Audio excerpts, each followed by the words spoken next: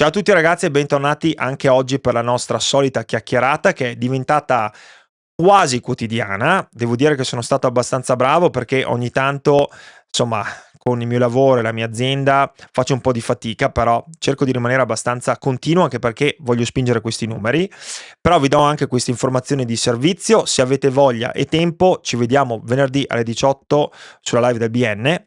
Quindi magari se siete lì lasciatemi un saluto e mi immagino si parlerà di Carnevali, della sua prima settimana e un po' anche del mercato per cercare di capire quali saranno le sue indicazioni e cosa traspare insomma da questa prima settimana di insediamento.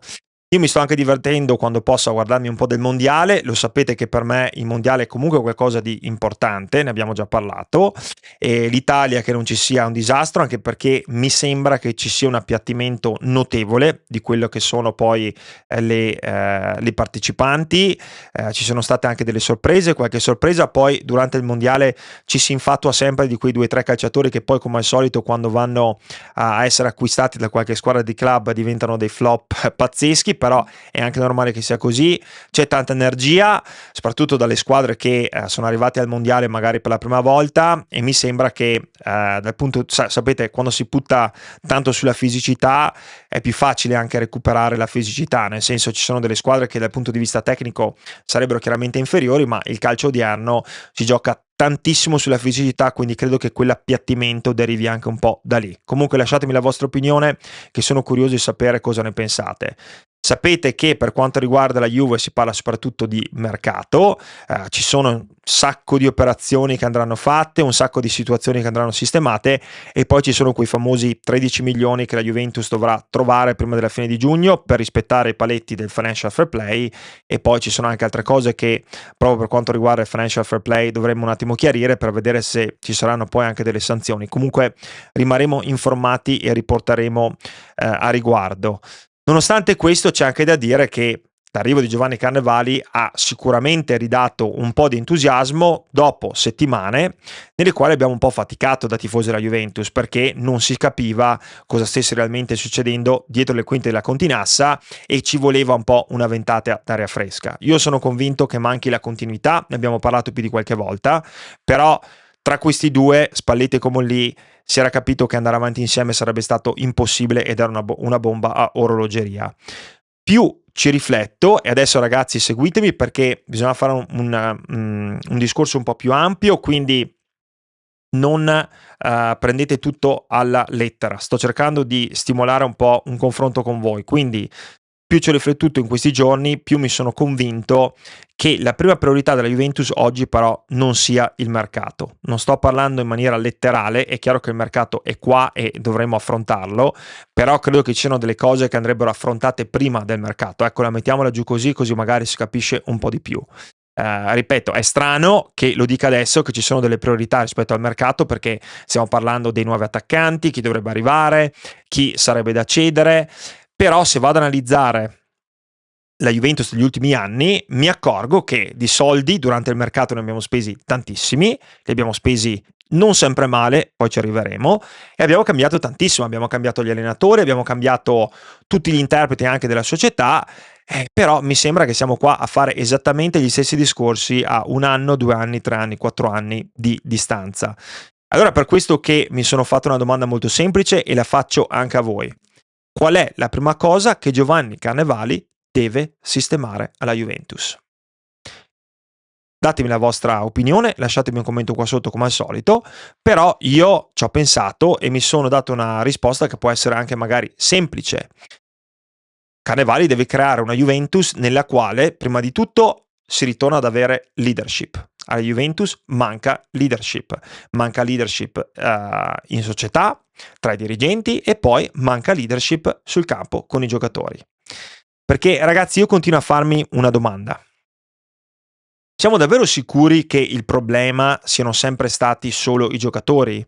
Cioè io faccio molta fatica a pensare che i vari Openda, Jonathan David, Vlahovic, Chiesa, Douglas Luiz, Arthur, ma poi ce ne sono, poi possiamo andare indietro anche ai vari, con Miners chiaramente, ma non so, Kulusevski, possiamo tornare anche qualche anno fa, però è possibile che una volta arrivati a Torino improvvisamente si dimentichino come si giochi a pallone e diventino questi calciatori che non hanno nessun tipo di qualità.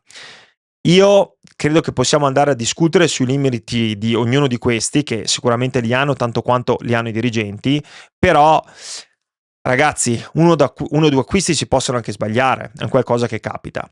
Quando però cambiano gli interpreti e i problemi rimangono, forse vale la pena andare a guardare un po' più a fondo e cercare di capire che il problema è un po' più radicato, perché come abbiamo detto anche in passato, se vedete ci sono delle grandi, come si dice, similitudini tra Juventus e per esempio Milan. Anche al Milan tanti calciatori sembra che siano comunque incapaci di giocare a pallone. Stessa cosa è capitato al Manchester United all'estero, fino a quando nei tempi recenti la situazione è un po' migliorata. Allora la sensazione che ho avuto io in questi anni è che la Juventus abbia provato, facciamo un po' un esempio, a ristrutturare una casa continuando a cambiare i mobili, che sono le cose che vedeva, le cose più semplici, senza accorgersi che le crepe erano nelle fondamenta. Cioè andare a sistemare le prime cose che vedi, però cosa fa? Magari cambia qualcosa nel breve periodo, cioè quei 2-3 mesi in cui l'allenatore magari funziona, quei 2-3 mesi in cui magari il direttore sportivo funziona, però dopo cosa succede? Ritorni esattamente a dove eri prima. E noi di conseguenza abbiamo continuato a cambiare, abbiamo cambiato l'allenatore, abbiamo cambiato i dirigenti e abbiamo tolto una delle cose più importanti di qualsiasi società che vuole vuole ritornare a vincere, che è la continuità. Abbiamo tolto continuità. Senza continuità, io non so cosa ne pensate voi, ma io non conosco nessuna azienda che senza continuità possa arrivare al successo o ritornare al successo. E la Juventus mi sembra che ne sia un esempio veramente perfetto. Ed è proprio per questo motivo che secondo me Giovanni Cannavaro in questo momento non si deve andare a concentrare semplicemente sul mercato, che è chiaramente la cosa impellente che abbiamo di fronte e che sarà importante, però la vera sfida che avrà di fronte a lui è quella di andare a riportare chiarezza, di andare a rimettere a posto delle gerarchie e dare continuità a un progetto. Noi abbiamo distrutto un sacco di cose negli anni perché abbiamo spazzato via un po' tutti i leader, alcuni per scelta, alcuni perché abbiamo avuto delle persone che, lo dico, questa è la mia opinione personale, sono arrivati con un ego più grande della Juventus in sé. L'ultimo è stato Motta, che comunque ha fatto tabula rasa, e il risultato è stato che quei pochi leader che comunque sarebbero serviti sono scomparsi. Bisognerà ricostruire dei leader, bisogna andare a riprendere dei calciatori che non hanno solo delle qualità ovviamente tecniche importanti, ma sono in grado di riportare quell'esperienza, ma soprattutto quella professionalità che manca alla Juventus, perché negli ultimi anni questa società ha dato troppo spesso la sensazione di andare a rincorrere gli eventi invece di guidare gli eventi. Quando tu diventi semplicemente un passeggero e al volante non c'è nessuno, beh ragazzi, la probabilità di andare a schiantarsi contro il muro è abbastanza elevata.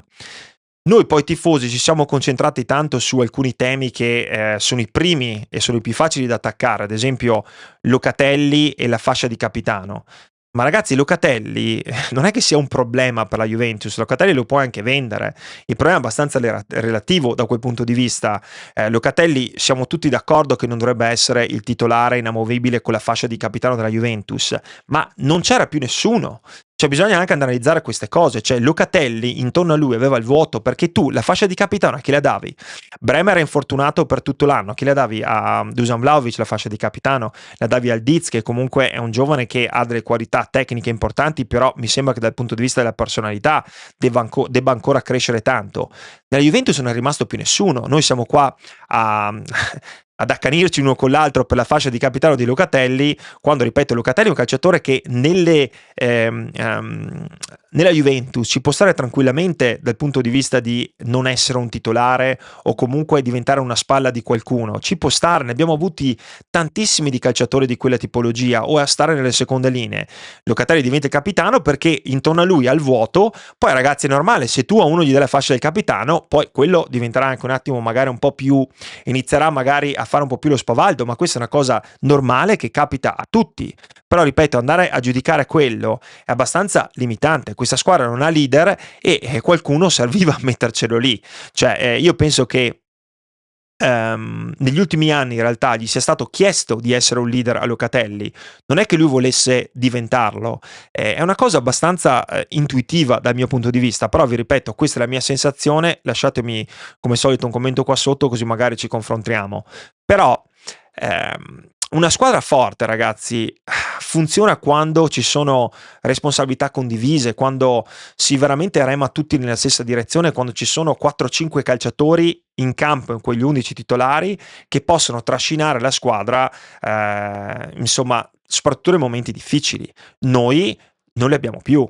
Se non li abbiamo, bisogna andare a ricostruirli, però arrivare al mercato, il mercato deve essere una conseguenza di un qualcosa che parte dall'altro, bisogna ripartire con una ricostruzione che secondo me, a mio parere, deve essere molto più deep, quindi molto più profonda di andare semplicemente a cambiare un direttore sportivo, un allenatore o Modesto, deve essere un qualcosa fatto in maniera diversa e quindi a me interessa molto relativamente chi sarà il prossimo acquisto, perché ancora una volta cambieremo i nomi, ci sarà comunque questa telenovela sul calciatore che arriva o non arriva, perché ragazzi la Juventus non ha, soprattutto dopo l'uscita dalla Coppa dei Campioni, che è un qualcosa che in molti, a mio parere, non capiscono quanto importante sia dal punto di vista delle casse. Il nostro mercato sarà un mercato che dovrà essere gestito da Carnevali in maniera importante, sarà difficilissimo, un mercato forse tra i più difficili degli ultimi anni della Juventus, perché è un mercato in cui i soldi